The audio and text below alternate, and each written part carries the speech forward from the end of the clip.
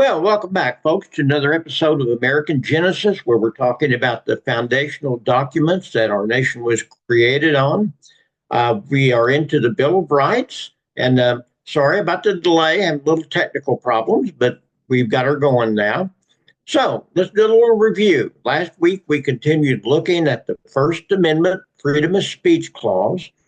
We reviewed some of the landmark decisions of the Supreme Court. Now, remember, speech doesn't necessarily have to be spoken. That's what we talked about 2 weeks ago. Last week, we looked at symbolic speech, which has generally been interpreted as free speech, citing rulings that forbid the compulsory recitation of the Pledge of Allegiance by students while burning the American flag, burning a cross without proof of intimidation. So it's a little bit out there, but basically, freedom of speech can be symbolic. And the court has ruled within reason that symbolic speech is protected. It has ruled that student speech, while protected, can be limited because they know that there's an interest of the public school system not to have disruption.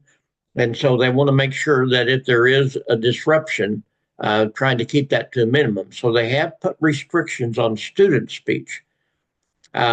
They also looked at obscenity. Obscenity is a real hard one for the courts to deal with, not because it's free speech, because it has always been ruled that it's not protected free speech.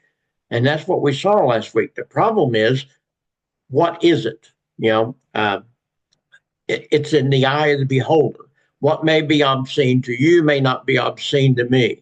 And so that's the problem. Well, the Supreme Court has tried to come up with what's called a test, which adequately defines what obscenity is. Unfortunately, they've not been very good at it. Okay.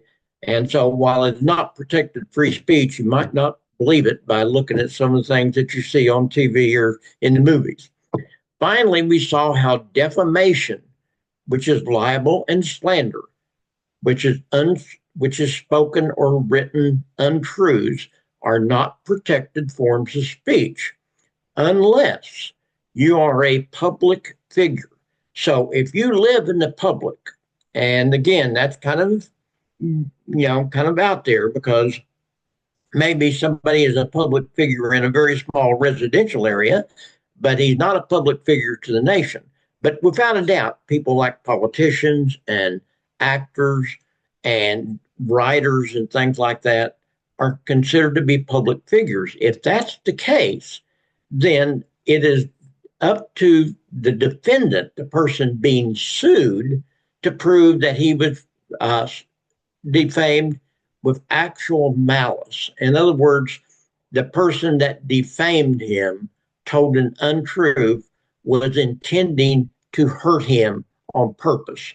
That is very difficult to prove, folks. And we saw that in the case of Hustler magazine versus the United States, where Larry Flint made this horrible cartoon about Jerry Falwell, which was at that time, Falwell was at that time one of the main figures in the religious communities in America. And, Falwell lost his case because of, the court said, hey, you are a public figure and you really did not suffer. In fact, the case, you actually benefited from all that because you got even more public and more important. So today we're going to look at freedom of religion. And so I thought we would have a trivia question about freedom of religion. Is the display of the Ten Commandments on public property protected by the Establishment Clause of the First Amendment? So again, I'm not playing music anymore because of copyright situations. But the answer seems to be both yes and no. You remember I told you last week that the Establishment Clause of the First Amendment has been interpreted pretty out there. There's no cohesive rulings. It seems like one day they may rule one way and one day they may rule the next, another way. And I can guarantee you that has never been any more true than in 2005, where the Supreme Court came down on the Ten Commandments issue on the very same day with two different cases that had two different conclusions. This shows you how unpredictable it is when it comes to the Establishment Clause. Let's look at those two cases real briefly. McCreary County versus the American Civil Liberties Union. The court reaffirmed the principle that the First Amendment mandates government neutrality on religious matters when it ruled that the recent posting of the Ten Commandments by the county government after passing a resolution showing the religious purpose for doing so was in violation of the First Amendment clause. So they ruled in this case that, in the McCreary case, that because the Ten Commandments were put up on the wall recently, within a matter of months, and that the group that put it up there, the governmental agency that put it up there, said they were putting it up there for religious purposes. They said, you can't do that. On the very same day, the court came down on another case about the Ten Commandments where they ruled direct oppositely. In Van Orden versus Perry, it was a Texas case. The court ruled in favor of the state of Texas after a suit was brought saying that a 40-year-old statute of the Ten Commandments on the Capitol grounds was a violation of the same clause. In this case, the court ruled that the statue in a park which contained other historical displays reflected the historical ideals of Texans, and since it had been on display for decades unchallenged, it was not a violation. So it seemed that the court was saying, because it was placed there along with other historical statues, and because it had been there for some time and nobody had ever challenged it, then it was okay. Even though it was the same thing, posting Ten Commandments in a public place owned by a governmental agency, they ruled completely opposite in the two. So it's really a strange situation, to say the least. Now, most Supreme Court cases involving religion are centered around the the interpretation of the Free Exercise Clause in the Establishment Clause. We went through this last week, but I want to make sure and kind of refresh your memory. So there's a Free Exercise Clause, which says the government can't keep you from exercising your religion.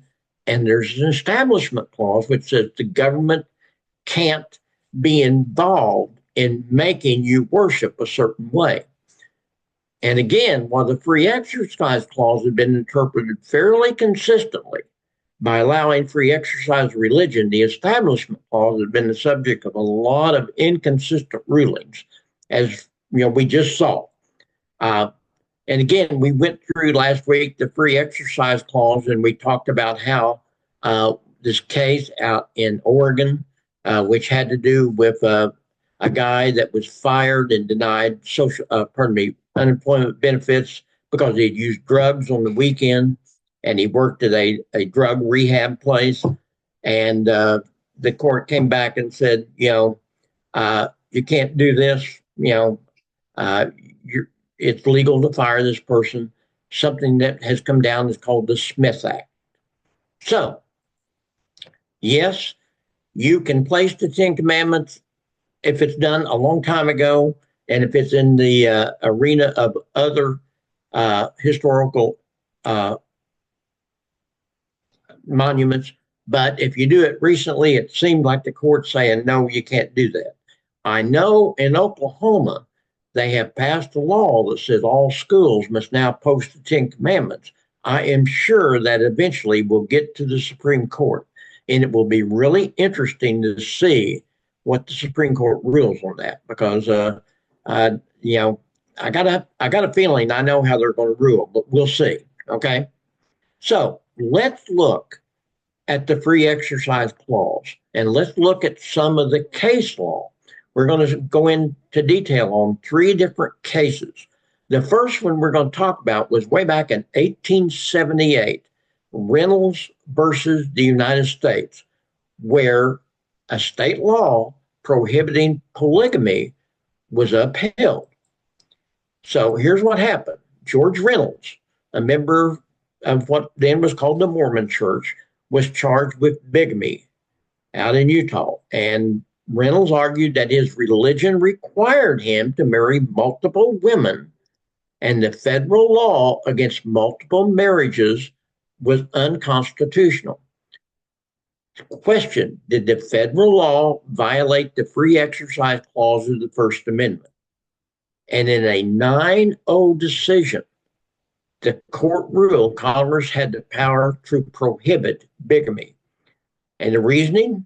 One of the justices, Morrison Waite, wrote that while Congress could not outlaw a belief, it could outlaw practices. Very important. Said, we can't outlaw what you believe, but we can outlaw what you practice. And that marriage was a sacred obligation, and that people cannot avoid a law due to their religion. Now, so what they basically said was that polygamy is against the law. As far as I know, that is still the law of the land. It really surprises me. I'm going to be honest with you. Don't get me wrong. I'm not a proponent of bigamy or polygamy or anything like that. I'm just surprised that the court, in its rulings that has issued down now, and in case of gay marriages and things like this, that they have somewhere along the line has not had a case come before them where they challenge this precedent. I'm surprised that Reynolds is still standing, but apparently it is. So apparently it is still against the law. I don't know how often it's prosecuted. I suspect, particularly in certain areas, that it is more prevalent than we probably know. I would say probably people just don't prosecute it anymore because they feel like, hey, you can marry a horse in this country practically. You can't. Well, I don't know.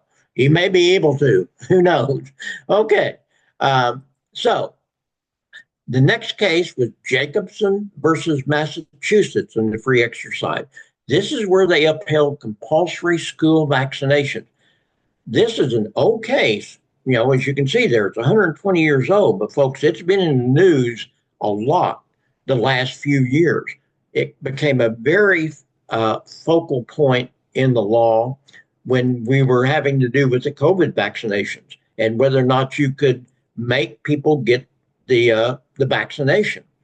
And again, the courts have pretty much ruled that compulsory vaccinations are constitutional. Now, they do set out restrictions, and they do say if it is against your religious beliefs, serious religious beliefs, or other philosophical concerns or medical concerns, then you can exempt out. Well, trust me, that happens a lot. Okay, I know because I was in the school business for 38 years. And yes, they did require vaccinations. But I also know that a lot of students didn't get them because their parents signed waivers and said, no, we don't want our students to be vaccinated because we don't believe it. We think it's medically wrong or whatever. So yes, it's still on the books, but it's an issue today because of COVID. We talked about the employment division versus Smith, where the Supreme Court upheld a law denying subject of employment benefits because he was fired for using illegal drugs as part of his religious. And they said, well, it doesn't matter. You can't do that. I love this case because it really gets to the heart of the free exercise case. Remember way back there on the polygamy case we talked about Reynolds, that one of the justices said, we can't tell you what to believe, but we can tell you what you can or can't practice. The Church of the Lacumbi Babalu I versus the city of Hialeah, Florida, 1993, protected animal sacrifice. So let's look at this, okay? Here's what happened, okay? This church was practiced an Afro-Caribbean-based religion of Santeria, which sanctioned animal sacrifice. Well, what happened was a lot of residents that lived around the church began to smell these sacrifices. And of course, abuse of animals and all is a big deal in this country. And so they alerted the authorities. The city of Hialeah passed a law prohibiting religious animal sacrifice. And of course, the church said, hey, it's our religion. We're not hurting anybody. And if we want to practice, we want to barbecue a chicken, we can do that. Okay. And so the question, did the law prohibit ritual animal sacrifice? Did that violate the free exercise clause? And again, folks, this is a pretty new decision. In a 9-0 decision, the court ruled for the church. And Justice Kennedy wrote, the law was neither neutral or generally applicable. In other words, it wasn't just a general law. It was specifically aimed at this church. And he further wrote that the core failure of the law was that it applied exclusively to the church by singling out the Santeria religion. In other words, had they not singled out that church, they might have got away with it. So again, the law basically says we can't tell you what you can believe in, but we can tell you what you can do and what you can't do. Obviously, you can't have human sacrifice, as part of your church ritual. So pretty interesting case to say the least. Oops, messed up there. Okay.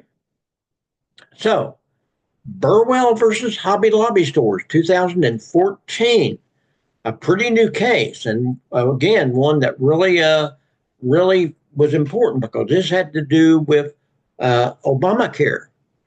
And what happened was the owners of the Hobby Lobby stores, who happened to be at that time the Green family, very evangelical, religious believers. And they absolutely did not believe that they have to pay for contraceptives to their employees because they said it's against our religion. And we are a private business. And yes, we will provide health insurance for our employees, but we will not pay for that health insurance if it has contraceptives.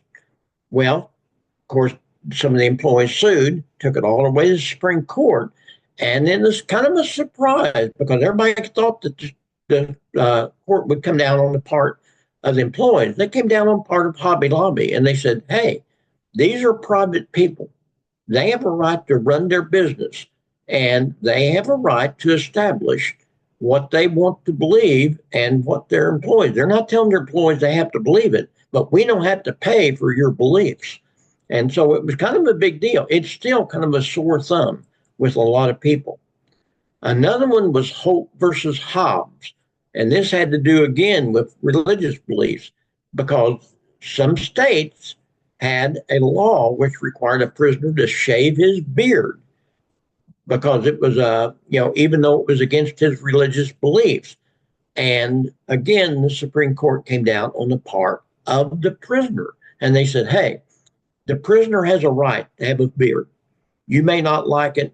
And the prison authorities couldn't prove that it was really a situation that they had to be real concerned with. Although being familiar with law enforcement, I have somewhat of a background in that area. I do know that a lot of law enforcement does have a problem with beards on prisoners because they think they can hide things in the beard.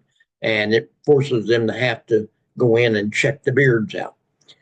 Finally, Kennedy versus Bremerton, South Dakota, protected the right of a coach to pray on a football field at the end of the game. What happened was this: the coach would get up at the end of the football game and walk out to the middle of the field and get down on his knees and start praying. He didn't ask the students to come. He didn't ask the team to come. Nothing like this. Well, all of a sudden, some of the players started coming out. And then some of the fans started coming out. And it got to be a big deal. And apparently one of the fans who was not pro-religion filed a suit saying, hey, this is against the law because it's a separation of church and state. And as a result, you guys have violated this. And the result is that we think it's against the law. Supreme Court came back and said, no, it's not against the law. Nobody's forcing anybody to do anything. Nobody's saying you have to walk out there and pray with the coach. And the coach was actually fired and he was reinstated and paid lost wages because of this case. So that's the free exercise. You can see it's pretty consistent. They basically say it's okay to believe what you want to believe, but you can't always practice what you believe. You know, now the Establishment Clause is a lot different, and it's a lot more controversial. The First Amendment prohibits the government from making laws which aids in the establishment of religion by creating what has been called a wall of separation. I bet everybody out there has heard this term. And this is a big term. This term was originally used by Roger Williams. Everybody thinks it was Thomas Jefferson. It wasn't. Roger Williams used it a good 100, practically 70 years before Thomas Jefferson did. What happened was Roger Williams belonged to the Massachusetts Bay Colony at the very beginning. And the Puritan leaders didn't like what he was espousing, his religious views. If you know anything about the Baptist religion basically believes that Roger Williams was the founder of their religion. And so Roger Williams was banished from Massachusetts Bay Colony. And he went to and started the colony of Rhode Island, which had a belief in, basically freedom of religion. And he wrote a letter to a fellow Baptist in 1643 where he used the term wall of separation as a metaphor to explain his belief that he didn't think the government should be allowed to determine one's religious beliefs. So the original meaning of the wall of separation, according to Roger Williams, was to keep the government from making you believe a certain religious way. Now, everybody thinks that the term comes from Thomas Jefferson because that's where it became famous. And he used it in a letter in 1802 to the Baptist Association of Danbury, Connecticut, where he said that, in his letter, he supported that no one should suffer in name, person, or effects on account of his religious opinions. And he wrote about this wall of separation. Here's the problem, folks. The Supreme Court has kind of, I'm not a constitutional lawyer, and I'm sure the constitutional lawyers would get up in my face about this, but they seem to have misinterpreted what the original meaning of the wall of separation is. They seem to think that it means freedom from religion, whereas Roger Williams, particularly him, believed it was freedom of religion. So he's saying, yes, there ought to be a wall of separation, but that's to keep the government from telling you what to believe. Today, people have interpreted it as meaning that you can't have prayer in school, you can't have all this in school, you can't have this in meetings. There can't be religious symbols on publicly owned grounds. So there seems to have been a misinterpretation of the wall of separation. I sense that is kind of beginning to be corrected with these cases I talked to you about the Ten Commandments. There may be a correction going on in the court's understanding of the wall of separation. Now, let's look at some of the important cases when it comes to the establishment of religion. One of the first ones that we're going to talk about was back in 1948, not really that old, where case of McCollum versus the Board of Education. They rejected religious instruction in public schools. It was pretty common, folks, back in the day for schools to offer religious instruction, publicly financed schools. I'm young enough that, I don't remember that going on. But, I'm not even in my 80s yet. And some of you out there, I bet, remember going to school where religious instruction was part of your curriculum. The closest I came to it, I remember when the movie Ten Commandments came out in 1956, I believe it was. They hauled all of us down to the local theater, all of us students, and we all watched the Ten Commandments in the middle of the day. And that's probably the closest I can recall coming to, I won't say forcing, but requiring us to have religious instruction. Uh, Another case is McAllen versus Maryland, where the courts upheld Sunday closing laws, which kind of seems to be inconsistent with the wall of separation. They have ruled that indeed Sunday closing laws, blue laws, are legal. Now, you may be surprised. There are some states that still have blue laws on the books. Uh, there are some states that still require uh, businesses to be closed, certain businesses. I know that there's one state that still requires, absolutely no selling of alcoholic beverages on Sunday. And even if you do, you have to limit it to a certain time. And there, you can't sell tobacco products. You can't sell contraceptives. There's all sorts of different things in different communities. Every community, every state seems to be able to deal with this as they see fit. And I know that some states still have Sunday closing laws. Uh, I think most states have probably done away with that. You can buy just about anything on Sunday in most states, but there's still some states that have Sunday closing laws, blue laws. This is a big one. Engel versus Vitale. This is a really huge case in the establishment of religion, where the court rejected official school prayer. So let's look at this, okay? Because this is a really big case. The New York Board of Regents authorized a short voluntary prayer for recitation each day at the start of school. Boy, can you imagine New York doing that today? Not hardly, okay? 5 parents, including Engel, challenged the prayer on the grounds it violated the First Amendment establishment of religion.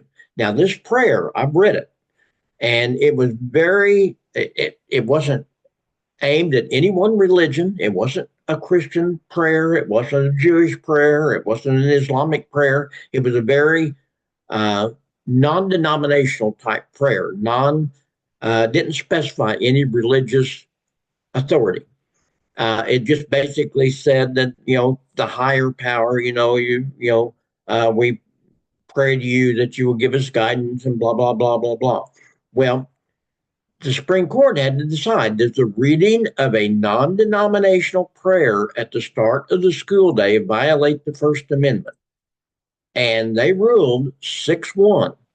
There was a couple of justices that didn't take part in this, that the state cannot hold prayers in public school, even if participation is not required and the prayer is not tied to a particular religion. So Hugo Black wrote, the decision to use the school system to facilitate recitation of official prayer breached the wall of separation. So this is where you get the idea that you can't pray in school. Folks, that is a totally erroneous idea. The courts have never ruled you can't pray in school. The courts have ruled that I can't make you pray. The courts have ruled that I can't say we're going to have a moment here where we pray. They have said that that can't happen, but there's nothing that says people can't pray in school.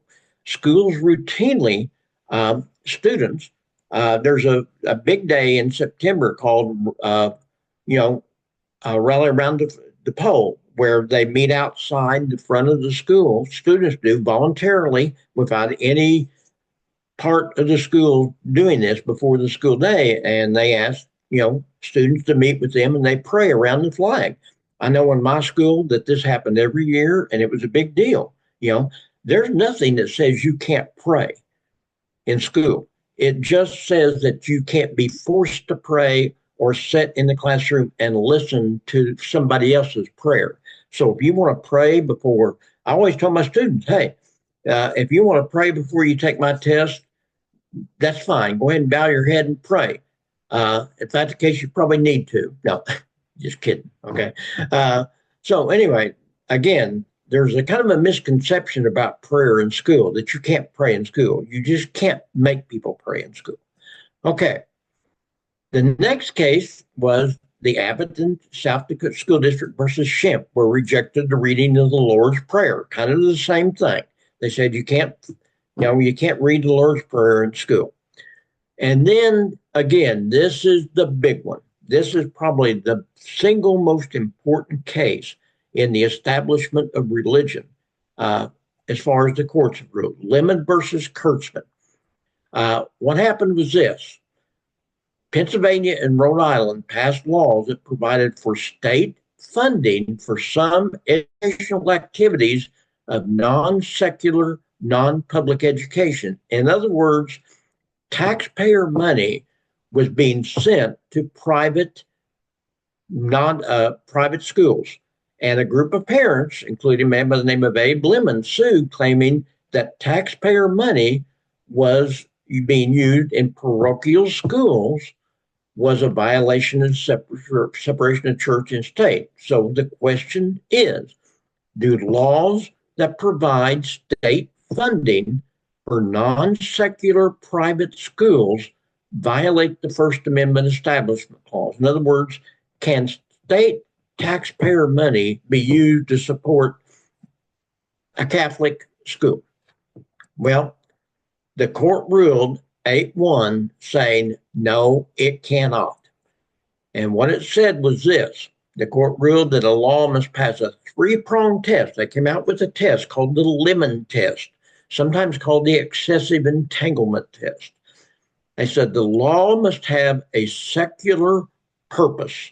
So if you're going to provide taxpayer money to a school, then that has to be for a secular purpose. It must not prohibit nor promote religion, and it must not excessively entangle the government with religion.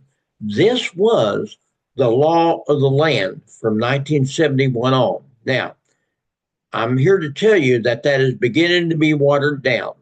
In fact, the case in the last few years, there's a couple of cases that have come down that seems to contradict Lemon. So the Lemon test seems to be kind of going to wayside now. In other words, it seems like the court is saying, yes, you can use taxpayer money to support non-secular educational activities. In other words, activities in private religious schools. Here's another case that seems to be inconsistent. Marsh versus Chambers. The court has routinely upheld prayer at the beginning of legislative sessions. It always amazes me that you can't say a prayer in school. The principal can't get on the microphone and say, let's all bow our head and say a prayer. But Congress can open every session of Congress with a prayer. When you have an inauguration of the president, you have prayers. It always amazes me the court has ruled that this is legal, but they have. They said, hey, this is legal to do. I don't quite understand it I understand it, I just don't understand it in view of some of their other rulings. Lynch versus Donnelly has upheld Christmas decorations on public property. So again, can you put a cross up in a Christmas decoration? And again, there seems to be a little bit of inconsistency with this, because in some cases, the courts have ruled it is against the law, and in some cases, they've ruled that it is okay. There doesn't seem to be a lot of consistency there. I have a very personal connection with this next case. This is the case that came down in 1992 called Lee versus Weissman, where the courts ruled that official prayers at graduation ceremonies was illegal, unconstitutional. Daniel Weissman sought a restraining order to keep a Jewish rabbi from speaking at his daughter's graduation in Rhode Island. He said, I don't think that we ought to be having prayer at graduation ceremonies.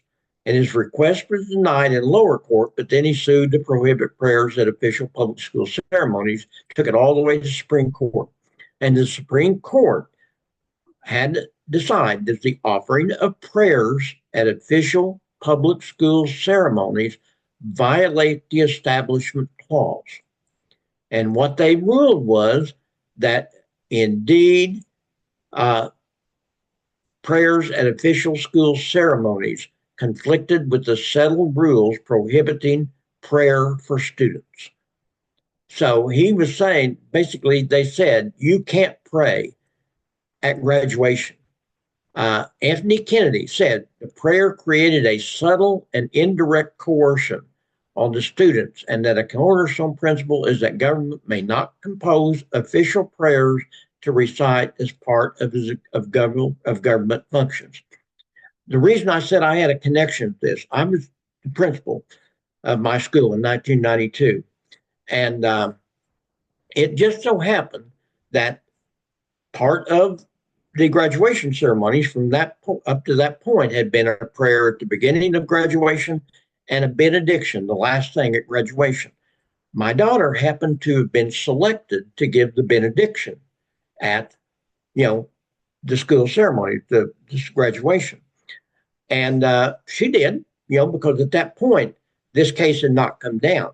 That summer, we were advised, we had a meeting every summer with our school lawyers, and they told us what we could and could not do. And they updated us every year about what the courts had said and said, you can't do this anymore. You can't do this now. And they said, from now on, you cannot have students pray at graduation ceremonies. In fact, the case, there was even the discussion about baccalaureates, which was a religious ceremony, and the schools had to stop supporting baccalaureates. It could be done as long as it was student supported and not school supported. And so that's where we had to go with that. There seemed to be a watering down of the Lee versus Weissman ruling. It seemed like that's kind of, again, going away of the Lemon test, that it seems to be going away now. We've already discussed Van Orden versus Perry and McCreary versus ACLU. They have upheld legislative prayer recently in 2014. So again, they've gone all the way back to this thing with Marsh versus Chambers and said, hey, it's still good. This is the last case I want to talk about. And then we're going to stop today. I know I'm running a little bit long, but got started late. American Legion versus American Humanist Association established that a passage of time doctrine, while upholding a World War I memorial cross on public property and effectively rejecting the excessive entanglement doctrine. This is a really important case because this is the case that seems to have said Lemon versus Kurtzman was wrong. They basically are saying now that it is permissible in some instances for religious monuments to be placed on, public property. Here's what happened.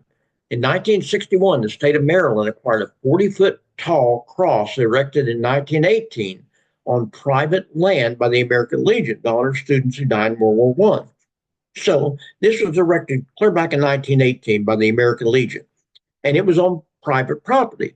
But then the state of Maryland got the property through, I believe, eminent domain, and because they rebuilt the road. The state subsequently spent funds to maintain and repair the cross. Several non-Christian residents of Prince George's County sued, claiming the display and maintenance of the cross violated the Establishment Clause. The question is, the display maintenance of the cross unconstitutional, and does the Lemon test apply here? In other words, can public money be used to support religious displays? In a 7-2 decision, the court ruled the cross did not violate the Establishment Clause. Folks, that is huge, because Samuel Alito wrote, the passage of time makes it difficult to identify the monument's real purpose, and that the effect of a monument may change over time. The court also expressly disapproved of the Lemon test and effectively ruled it a wrong decision. So in this case, at least, the courts have came out and basically said the excessive entanglement of religion and public monies really isn't there, and that public monies may be spent on religious activities. Huge change in philosophy of the Supreme Court. So, I'm sorry I ran a little bit late today, but this was, we got started late. So, I hope you've learned something today. Hope you've, enjoyed it. I, don't know if I made any sense or not, but if I have, good. If I haven't, send me an email and tell me I didn't make any sense. Okay. Next week, we're going to start looking, we're going to finish up with the First Amendment and look at the Second Amendment. Boy, that's a huge one. The Second Amendment, the right to bear arms, is really a big topic in in this country. It has been for some time. So we're going to look at that next week. So I appreciate you being with me. Donna, Art, hello. So it's freedom of religion. It's freedom of religion, not freedom from religion. Yeah. Yes. Freedom of religion. Yeah, you can. Okay. Sorry, I'm having a hard time hearing. Okay. Okay, Donna. Yeah. Bye-bye.